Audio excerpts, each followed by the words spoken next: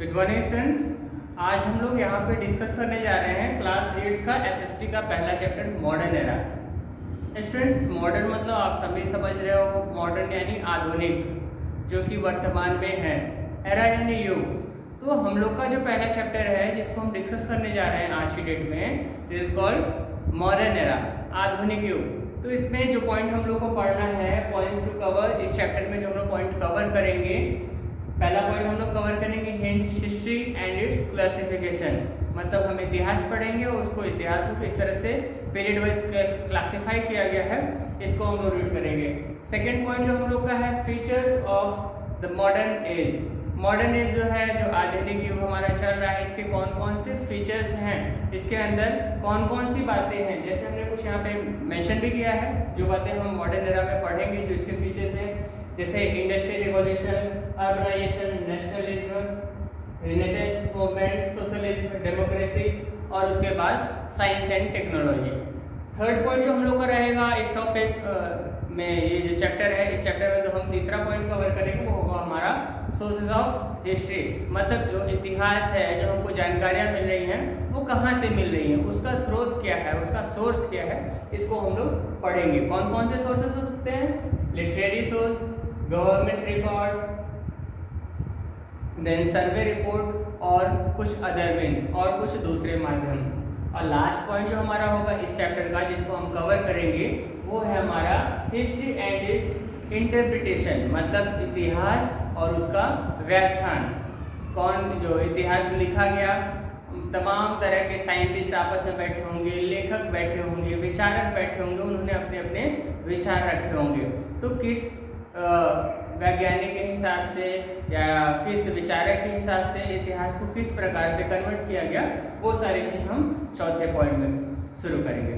तो चलिए स्टार्ट करते हैं हम अपना पहला पॉइंट, हिस्ट्री। हिस्ट्री क्या है? What is history?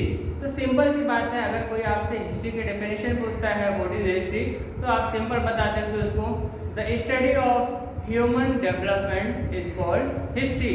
मानव विकास के अध्ययन को ही इतिहास कहते हैं। मतलब मनुष्य धीरे धीरे विकास करता गया। आपको पता है हमारे लोग के जो पूर्वज थे, उसको माना जाता है कि वानर जो थे, जो बंदरों की प्रजाति थी, ये माना जा सकता है कि वो इंसान के पूर्वज थे। और क्रमिक विकास के द्वारा स्टेप बाय स्टेप इनका ब्रेन जो था वो डेवलप होता चला गया।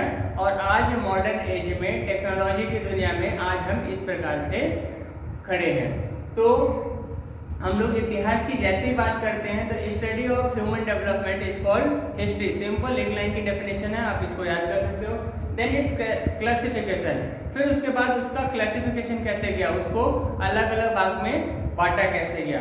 तो हिस्ट्री को जब बांटना हुआ, जब पूरा अतीत काल का लगातार अध्ययन करना पड़ा, तो जैसे हम थोड़ा सा टॉपिक चर्चा करते हैं कि अतीत काल का अध्ययन कैसा हुआ होगा। देखो, अतीत में जब हम बिल्कुल पहले पहुंचते चले जाएंगे कि दुनिया कब शुरुआत हुई, तो हम तुरंत पहुंच जाएंगे बिग बैंग की थ्योरी में। मतलब सबसे पहले केवल सूर्य के रूप में एक तारा था, किसी कारण से सूर्य के कुछ टुकड़े हुए, जिसको हम लोग अलग अलग प्रकार के ग्रह मान लिए। जैसे आप पढ़ते हो Neptune, Uranus, Saturn, Jupiter, Mars, Earth, Venus, Mercury. तो हमारा जो अर्थ था, अर्थ पे फिर धीरे धीरे करके जीवधारी उत्पन्न होने लगे। यहाँ पे पानी था, पर्याप्त मात्रा में ऑक्सीजन था, और यहाँ का जो एटमॉस्फेयर था वो किसी प्रकार से जीव की उत्पत्ति के लिए संभव था। मतलब इसका जो डिस्टेंस था सन से एक निश्चित अनुपात में था, जिसके कारण इसको पर्याप्त मात्रा में सूर्य से गर्मी भी मिल रही थी। वो गर्मी न तो बहुत ज़्यादा एक्सेस थी, बहुत ज़्यादा थी, और न ही बहुत कम थी। तब यहाँ पे क्रमिक विकास हुआ। ऐसा नहीं है कि डायरेक्ट इंसान आ गए, स्टेप बाय स्टेप यहाँ पे अलग अलग प्रकार के जीव आते गए, ऐसा वैज्ञानिकों का कहना है। सबसे पहले यूनिसेल्युलर आए होंगे, मल्टीसेल्युलर आए होंगे, देन यूनिसेल्युलर। सबसे पहले आप कह सकते हो कि एक कोशिकीय जीव आया होगा, फिर उसके बाद एक कोशिकीय से द्विकोशिकीय, बहुकोशिकीय, धीरे धीरे बढ़ते गए होंगे। तो फिलहाल ये तो हो गई काफ़ी ज़्यादा साइंस डीप ज्योग्राफी की बात। हम लोग यहाँ पढ़ रहे थे हिस्ट्री। तो हिस्ट्री जब हम लोग पढ़ रहे हैं, तो हम लोग देख रहे हैं यहाँ पे जब मनुष्य का निर्माण हुआ होगा, तो शुरू में आपने पढ़ा होगा कि मनुष्य बिल्कुल जानवरों की तरह बर्ताव करता था। उसके पास बोलने की, बातचीत करने की भाषा नहीं थी। उसके पास खाने के लिए भी वो आश्रित रहता था, शिकार करता था, इधर से पेड़ से या कुछ भी चीज़ जो कुछ भी पाता था वो खाता था, उसको ये भी जानकारी नहीं थी क्या खाना है और क्या नहीं। तो धीरे धीरे वो डेवलप होता चला गया और आज मॉडर्न एरा आ गया। तो तब से लेके मतलब एक जो स्टोन एज था, जब इंसान के पास केवल औजार के रूप में, हथियार के रूप में केवल पत्थर रहा करता था, वो नदी तालाब के किनारे रहा करता था, वहाँ से पानी पीता था, पत्थर के माध्यम से शिकार करता था, फल तोड़ता था और इसी से अपना गुजर बसर करता था।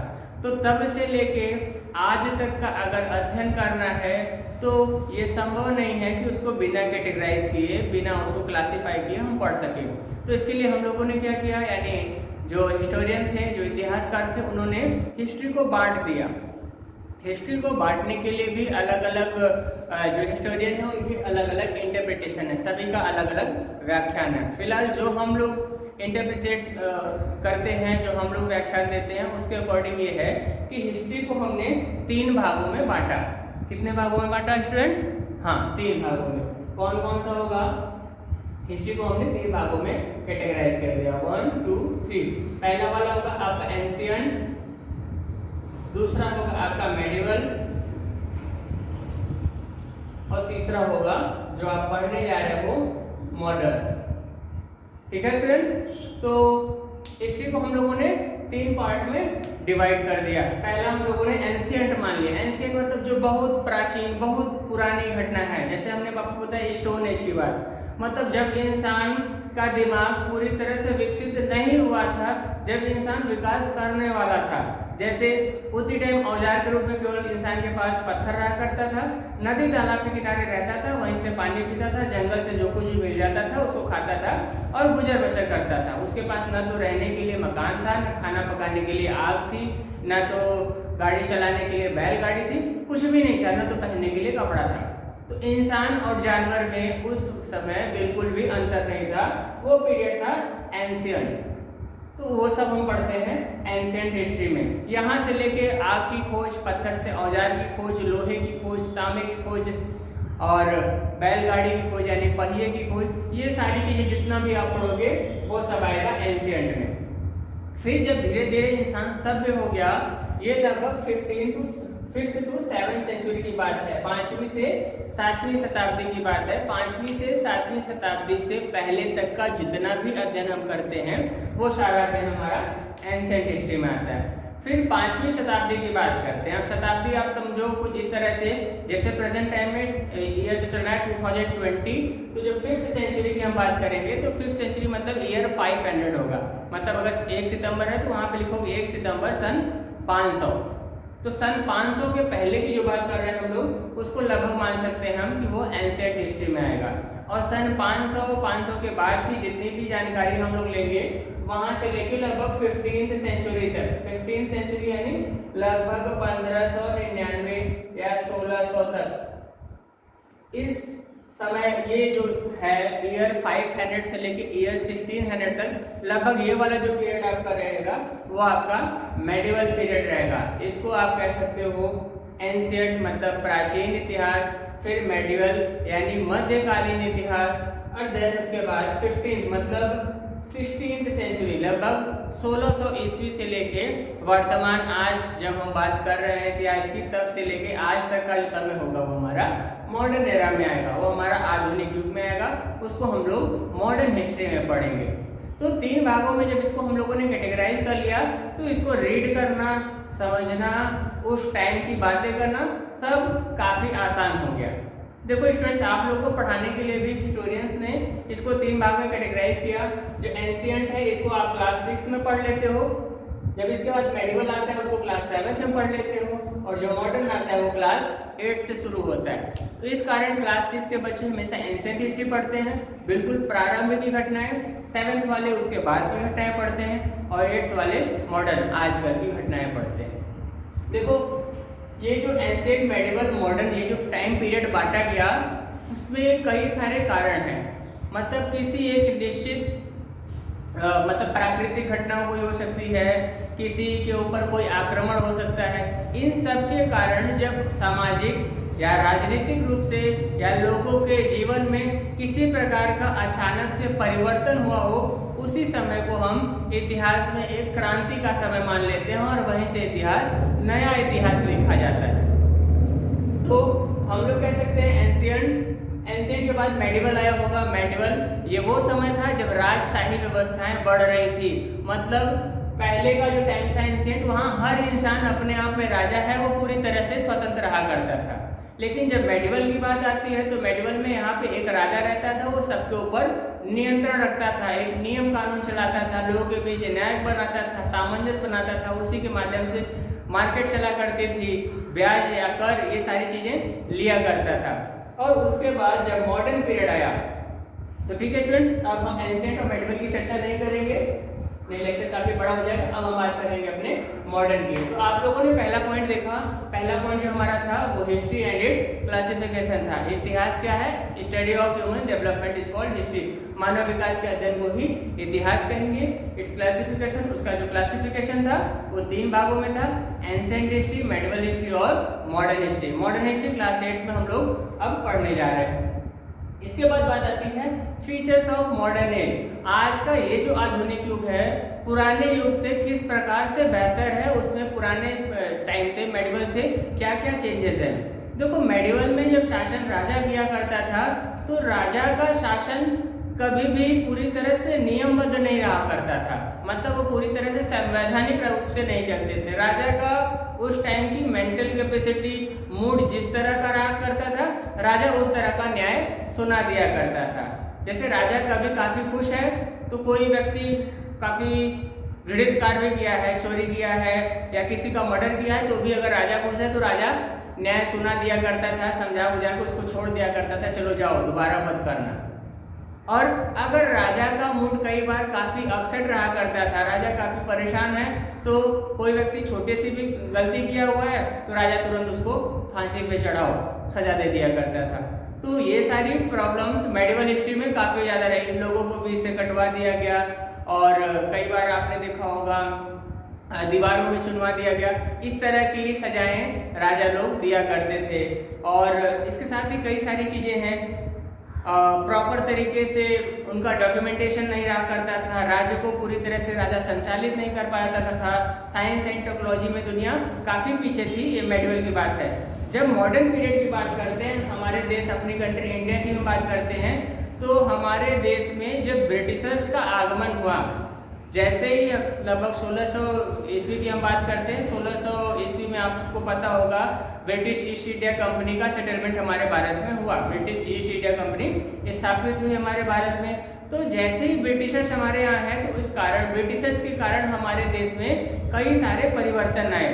हमारे देश में सड़कें बनने लगी, अंग्रेजी शिक्षा बढ़ने लगी, राजशाही तंत्र धीरे धीरे घटने लगा, राजा का डर लोगों में घटने लगा, अंग्रेजों का डर बढ़ने लगा और उसके बाद वर्ण भेद शुरू हो गया, गोरे काले का भेद होने लगा, पुलिस और मिलिट्री चलने लगी। अभी तक जो सैनिक चला करते थे उसकी जगह पुलिस चलने लगी। फिर उसके बाद बंदूक, जो भी तलवार से लड़ाइयाँ होती थी, वो बंदूक और तोप से लड़ाई होना शुरू हो गई। तो ये सारी चीज़ें मेडिवल से मॉडर्न को डिफरेंट बनाती है। तो मॉडर्न हिस्ट्री का जो पहला जो मेन फीचर है वो है industrial revolution. Industrial revolution means to से औद्योगिक क्रांति। जब अंग्रेज हमारे देश में आए तो अंग्रेज वैज्ञानिक रूप से अपने इंडिया से, हम लोग के इंडिया से थोड़ा सा आगे थे। तो जो काम इंडिया में मजदूर किया करते थे वो काम उनके यहाँ मशीनें किया करती थी। तो अंग्रेज अपने साथ कई सारी मशीनें लेके आए। मसाला हमारे देश में काफ़ी अच्छे मात्रा में पैदा होता था तो उसको अंग्रेज अपने देश में ले जाते थे और वहाँ पे सेल करके काफ़ी पैसा इकट्ठा करते थे। तो हमारे देश में मसाला पीसने के लिए पत्थर का इस्तेमाल होता था, अंग्रेज उसकी मशीनें लगा दिए। चरखे से हमारे देश में रुई से धागा बनाया जाता था, फिर धागा से कपड़ा, उसको बनने में काफ़ी टाइम लगता था। अंग्रेजों ने उसको मशीन में कन्वर्ट किया और मशीन से कपड़े पहले से ज़्यादा तुलना में अच्छे बनते थे, उनकी रंगाई अच्छी होती थी, उनकी डिजाइनिंग अच्छी होती थी और उसमें समय भी कम लगता था। तो इस तरह से प्रिंटिंग का काम, हमारे यहाँ किताबें उस टाइम लोग एक किताब देख के दूसरी किताब को लिखा करते थे लकड़ी और स्याही के थ्रू, तो उसमें काफ़ी ज़्यादा समय लगता था। लेकिन अंग्रेजों ने क्या किया, प्रिंटिंग प्रेस लाया और प्रिंटिंग प्रेस से जल्दी जल्दी प्रिंटिंग होना शुरू हो गया, वो भी काफ़ी आसान हुआ। तो इस तरह से आप देख सकते हो मॉडर्न एज में जो एक बड़ा फीचर था वो था इंडस्ट्रियल रिवॉल्यूशन। यहाँ पे अलग अलग कंपनीज, अलग अलग देश में आपस में कंपटीशन था, कौन इंडस्ट्री में आगे निकलेगा, कौन ज़्यादा अच्छा उद्योग स्थापित कर सकेगा। दूसरा आपका जो पॉइंट है वो है अर्बनाइजेशन। जब शहरों में बड़ी बड़ी इंडस्ट्री लगने लगी, बड़ी बड़ी फैक्ट्रियाँ खुलने लगी, तो फैक्ट्रियों और इंडस्ट्रियों के कारण गाँव में लोग जो बेरोजगार रहा करते थे या जिनको किसानी में काफ़ी फायदा नहीं हुआ करता था, वो लोग भी अब गाँव से शहर में आना शुरू किए। अब ये गाँव से शहर में नौकरी की तलाश में आते थे, तो इनको अगर नौकरी मिल गई तो इनके रहने की व्यवस्था, इनके खाने पीने की व्यवस्था, छोटे छोटे जगह पे ढेर सारे लोग रहना शुरू कर दिए। तो इसके कारण अर्बनाइजेशन आया, मतलब एक शहर धीरे धीरे विकसित होने लगा। शहर में एक वर्ग में इंडस्ट्रीज डेवलप होती थी और बड़े लोग रहा करते थे, तो दूसरा एक वर्ग उसमें बॉर्डर बनता चला जा रहा था, वो था अर्बनाइजेशन का। मतलब लोग छोटे छोटे अपने घर, कुटिया, तंबू लगा के रहना शुरू किए, जिसको हम लोगों ने अर्बनाइजेशन का नाम दिया। थर्ड बात होती है नेशनलिज्म। नेशनलिज्म मतलब राष्ट्रीयता का विकास भी होना शुरू हुआ। इससे पहले जब राजा आपस में शासन करता था, तो ये राजा का काम होता था किसी दूसरे राज्य पे आक्रमण करना, या कोई राज्य दूसरे राज्य पे आक्रमण किया करता था। लेकिन अब धीरे धीरे लोगों में नेशनलिज्म की भावना आ रही थी। नेशनलिज्म मतलब हर व्यक्ति जान रहा था कि ये हमारा राष्ट्र है, इसकी सिक्योरिटी और इसके डेवलपमेंट का पूरा रोल हमारा होना चाहिए। तो नेशनलिज्म की जब भावना आना शुरू हुई, तो इससे कई तरह से हर देश को लाभ हुआ। पहली चीज, हर एक देश का निश्चित बॉर्डर हो गया कि यहाँ से यहाँ तक इस देश का पूरा क्षेत्रफल है। अब उस जगह पे रहने वाले लोग इंडस्ट्री में भी कंपटीशन करते थे कि उद्योग जगत में हमारा देश आगे रहे, अच्छे हथियार, अच्छे बम, गोला बारूद, तो ये सारी चीज़ हमारे देश में रहे, हमारे देश का डिफेंस सिस्टम मजबूत रहे, मिलिट्री हमारे देश में अच्छी रहे, प्लस हमारा देश का दूसरे देशों के साथ तालमेल अच्छा है। तो कुल मिला के लोगों के अंदर पैट्रियोटिज्म वाली जो भावना होती है, देशभक्ति वाली भावना होती है, अपने देश के प्रति सम्मान वाली भावना होती है, वो आधुनिक युग में, मॉडर्न एज में डेवलप करना शुरू हो गई। फोर्थ पॉइंट जो आपका है रेनेसेंस मूवमेंट। इस समय को पुनर्जागरण काल भी कहा जाता है। पुनर्जागरण काल इसको क्यों कहा जाता है, आप कुछ इस तरह से समझ सकते हो। पहले तो चलो इंसान आदि मानव थे, अटैक करते थे जानवरों पे, जानवरों का मांस खा लिया करते थे, और उसके बाद दूसरा फल फूल सब्जियां ये सारी चीज़ खा लिया करते थे। तो चलो उनके पास दिमाग नहीं है, उनका केवल एक उद्देश्य रहता था, केवल एक जगह हो जहाँ पे वो रह सके और प्लस उनके पास दोनों समय का भोजन हो। लेकिन इंसान धीरे से और डेवलप हुआ और उसके बाद इंसान को एक क्षेत्र मिल गया, वहाँ पे वो व्यापार कर सकता था मेडिवल में, और उसके बाद जो बचत जमा पूंजी होती थी उससे घर अपना बना के उसमें पर्याप्त खाना स्टोर करके रह सकता था। लेकिन ये जो टाइम है रेनेसां का, इस टाइम में लोग लिटरेचर के प्रति, साहित्य के प्रति, कला के प्रति और मॉडर्नाइजेशन के प्रति काफ़ी ज़्यादा जागरूक होना शुरू कर दिए। लोगों को समझ में आने लगा कि शिक्षा की आवश्यकता है, आपस में सामंजस्य बनाने की आवश्यकता है। पहले के टाइम एक राजा अगर जैसे ही मजबूत हुआ दूसरे राज्य पे आक्रमण कर दिया, लेकिन मॉडर्न पीरियड में ऐसा नहीं होता। मॉडर्न पीरियड में हर देश के राजा को या हर देश का जो प्रधानमंत्री या प्रेसिडेंट है उसको पता है कि अगर हमको लॉन्ग टर्म अपने देश को आगे बढ़ाना है तो हमको किसी से भी लड़ाई नहीं करनी है, और सबसे सामंजस्य, अपने पड़ोसी देशों से सामंजस्य बना के रखना है, ताकि कल को कोई आपदा है तो पड़ोसी हमारा सपोर्ट करे। तो इस तरह से आप कह सकते हो ये वाला जो टाइम था रेनेसां का पीरियड था, रेनेसेंस था। इसमें लोगों की जागृति बढ़ रही थी, लोगों की सोच बढ़ रही थी कि हमको आपस में लड़ना नहीं है, हमको अगर कंपटीशन क्रैक करना है, मतलब अगर कोई इंडस्ट्रियलिस्ट इंडस्ट्री लगा रहा है, कोई बड़ी अपनी फैक्ट्री लगा रहा है, तो उसका दिमाग में ये रहा करता था कि हमारी फैक्ट्री किस तरह से बढ़े, किस तरह से इसको हम एक देश में, दो देश में, चार देश में इसको ब्रॉड फैला सकें। तो इस तरह से लोगों के अंदर नई जागृति की भावना आ रही थी। इसके बाद का जो पॉइंट है वो है सोशलिज्म। अब सोशलिज्म का सपोर्ट कर रहा था इंसान, मतलब अब आपस में भाईचारे की बात हो रही थी, मतलब लोग एक समाज में रहें, समाज में रहने का मतलब है लोग एक दूसरे पे डिपेंड रहेंगे। मतलब एक व्यक्ति अगर कैंची का बनाने का काम कर रहा है, एक कपड़ा बनाने का काम कर रहा है, तो दोनों को पता है कि हम दोनों एक दूसरे के ऊपर आश्रित हैं। कोई कपड़ा ले जाएगा तभी कैंची भी ले जाएगा उसको काटने के लिए। तो इस तरह से लोगों में आपसी सोशलिज्म की भावनाएं आने लगी और यही वो टाइम है, आप कह सकते हो मॉडर्न एरा, जब लोगों में धर्म की भावना और आप कह सकते हो जो पूजा पाठ, धार्मिक रीति रिवाज, ये सारी चीज़ें जो पुरानी चली आ रही थी, इन सारी चीज़ों के साथ साथ लोगों ने आपस में सामंजस्य बनाना भी शुरू किया। आप देखो कि मेडिवल हिस्ट्री में जब बाबर हमारे देश में आया, शाहजहां आया, तो उन्होंने पूरी कोशिश की कि हम मुस्लिम धर्म को आगे बढ़ाएं। जब क्रिश्चियंस आए तो उन्होंने पूरा कोशिश किया हम अपनी ईसाई धर्म को आगे बढ़ाएं। और हमारे देश में एक जो हिंदू धर्म पहले से चला आ रहा था, आर्य समाज, वो चाहता था कि हिंदू समाज किसी तरह से आगे बढ़ता रहे। गौतम बुद्ध ने उन्होंने बुद्ध का प्रचार किया। तो लोग क्या करते थे, इससे पहले का जो टाइम था मॉडर्न, इससे पहले का, लोग किसी एक निश्चित धर्म के प्रति धर्मांध हुआ करते थे और उसमें उस धर्म में जो बातें कही जाती थी वो केवल उसको सुना करते थे और उनको अपने धर्म के रिगार्डिंग ही समाज बनाना पसंद था। मतलब मेडिवल हिस्ट्री में ऐसा था कि मुस्लिम से ही व्यवहार रखता था, हिंदू से व्यवहार रखता था और आपस में छुआछूत या बाकी चीज़ें भी काफ़ी ज़्यादा गहरी हो चुकी थी। लेकिन मॉडर्न पीरियड में ऐसा नहीं है। मॉडर्न पीरियड इससे थोड़ा सा ऊपर उठ के आया।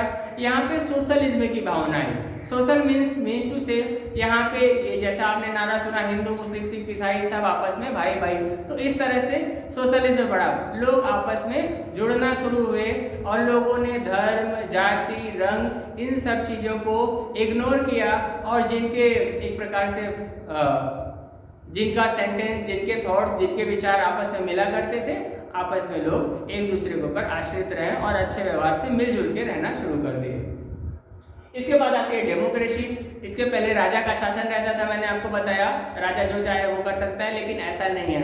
अब प्रजातंत्र उभर के आ रही थी। प्रजातंत्र मतलब लोगों का शासन। लोग जो क्षेत्र में पढ़े लिखे हैं वो अपने हिसाब से वोट कास्ट करते थे।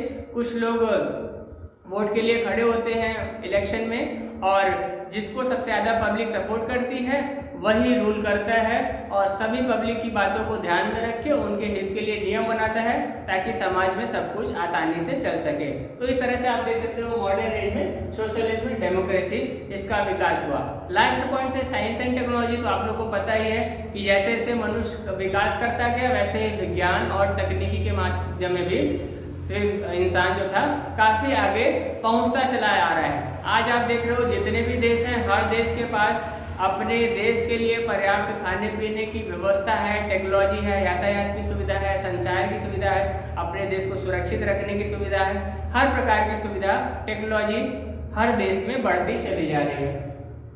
अगला पॉइंट हम लोग कवर करेंगे सोर्सेज ऑफ हिस्ट्री, इतिहास का स्रोत। मतलब इतिहास कहाँ से इतिहास हमको मिलता है, मतलब जो कुछ भी पुरानी घटनाएं हुई उसकी जानकारी हमको कहाँ से मिलती है। तो इसमें हम पहली बात करते हैं लिटरेरी सोर्स। लिटरेरी सोर्स का मतलब ये है साहित्यिक सोर्स, मतलब साहित्यिक स्रोत। साहित्य में कई सारी चीज़ें लिखी हुई हैं, अलग अलग प्रकार की किताबें लिखी हुई हैं। पुराने जितने भी व्याख्याता थे, जितने भी लेखक थे, उन्होंने कई सारी किताबें लिखी, उनके माध्यम से हमको जानकारियाँ मिलती रहती हैं। अंग्रेज कई सारे थे हमारे देश में, जब आए तो उन्होंने कई प्रकार के लिटरेरी डॉक्यूमेंट डेवलप किए, कई प्रकार की किताबें लिखी। हमारे देश में उस टाइम जो मुख्य लोग जो पढ़े लिखे थे उन्होंने भी काफ़ी किताबें लिखी। जैसे आप जानते हो पंडित जवाहरलाल नेहरू, उन्होंने लिखा the discovery of India. Discovery of India में लगभग पूरे भारत की टाइम की जो कंडीशन थी उन्होंने काफ़ी अच्छे से उसको कवर किया। इस तरह से लोगों ने जितनी भी चीज़ उस टाइम की एक्सपीरियंस अपना शेयर किया, वो सारी चीज़ आज पढ़ते हैं, उसे हम लिटरेरी सोर्स कह सकते हैं। इसके बाद का पॉइंट है गवर्नमेंट रिकॉर्ड। गवर्नमेंट रिकॉर्ड भी इतिहास के लिए काफ़ी आवश्यक है। मतलब हम अतीत काल के बारे में जानना चाहते हैं तो उस समय का सरकारी जो रिकॉर्ड है उसको हम देख सकते हैं। जैसे मुगल शासन रहा तो मुगलों ने अपने देश की रियासत का उतनी टाइम का नक्शा बनाया, कहाँ पे कौन नियुक्त किया, उसको मेंशन किया, पूरा डॉक्यूमेंटेशन किया, कई सारी किताबें लिखी, बाबर ने बाबरनामा लिखवाया इसे। फिर अगर मॉडर्न की बात करते हैं, मॉडर्न एज में अंग्रेजों ने सबसे पहली बार भारत में जनसंख्या काउंट करवाया, भारत में कितने लोग रहते हैं इसकी जानकारी ली, कौन कौन से धर्म में लोग रहते हैं ये जानकारी ली, भारत की बाउंड्री कहाँ तक की है ये जानकारी ली, कहाँ पे कैसा एटमॉस्फेयर है, कहाँ की कैसी फिजिकल और पॉलिटिकल कंडीशन है, इन सारी चीज़ों की जानकारी इकट्ठा की और पूरी तरह से वो गवर्नमेंट के रिकॉर्ड में दर्ज हो गई, जिसके माध्यम से हमको तब की बातें आज पता चलती हैं। तो हम कह सकते हैं गवर्नमेंट रिकॉर्ड भी हमको इतिहास का स्टडी करने में काफ़ी हेल्प करते हैं।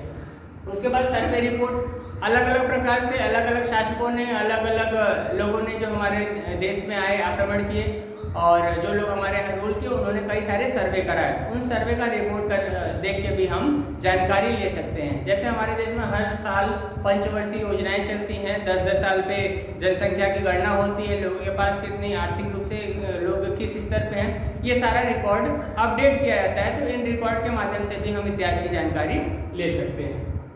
इसके बाद अभी लास्ट है अदर। इसके बाद अदर कुछ दूसरे सोर्स, मतलब खुदाई में अगर कोई चीज़ प्राप्त हो जाती है, म्यूजियम में, संग्रहालय में कोई चीज़ रखी हुई है जो ध्यान से, उसके माध्यम से, या उतने टाइम और जो लोगों ने अपनी किताबें लिखी होगी उस माध्यम से, कहानियों के माध्यम से भी हमको कई सारी जानकारियाँ मिलती हैं। लास्ट पॉइंट इस चैप्टर का है history and it's interpretation. Interpretation मैंने बताया आपको व्याख्या, इतिहास के लोगों ने अपने हिसाब से अलग अलग व्याख्या की है, जो जिस नतीजे पर पहुंचा उसने वो व्याख्या कर दी। जैसे हमारे देश के इतिहासकार ये कहा करते हैं कि 1857 की जो क्रांति हुई, 1857 का जो रिवॉल्यूशन हुआ, उसी का रिजल्ट है 1947 में लगभग हमारे देश को पूरी तरह से आज़ादी मिली। तो हमारे देश में आज़ादी के लिए जो क्रांति हुई वो 1857 में हुई।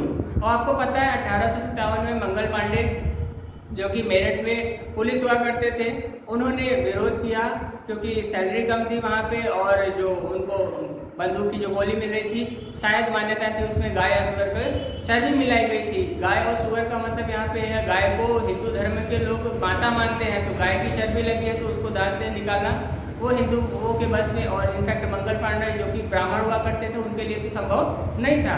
और हमारे देश के जो मुस्लिम सिटीजन हैं, मुस्लिम सिटीजन सुअर को काफ़ी ज़्यादा बुरा मानते हैं और नाम लेने से भी उसके पीछे हटते हैं। अगर उनको ये पता चले कि इसमें उसकी चर्बी मिलाई गई है तो उनका भी एक प्रकार से धार्मिक हनन हुआ करता है। तो इसलिए हिंदू और मुस्लिम जितने भी सिपाही थे उन्होंने अंग्रेजों का विरोध किया, कुछ चर्बी वाले कारतूस के कारण और कुछ लो पेड के कारण, मतलब कुछ उनकी सैलरी अंग्रेजों, मतलब एक ही पोस्ट पे अंग्रेज में अगर कोई अंग्रेजी व्यक्ति, मतलब कोई ब्रिटिश का आदमी अगर नियुक्त है तो उसकी सैलरी दूसरी हुआ करती थी और इंडिया वाले की सैलरी दूसरी हुआ करती थी, जबकि दोनों की बराबर ट्रेनिंग, दोनों को बराबर काम करना होता था। तो इसके कारण भी हमारे देश के जो सैनिक थे वो ब्रिटिश से थोड़ा असंतुष्ट थे और इसके कारण उन्होंने विरोध किया।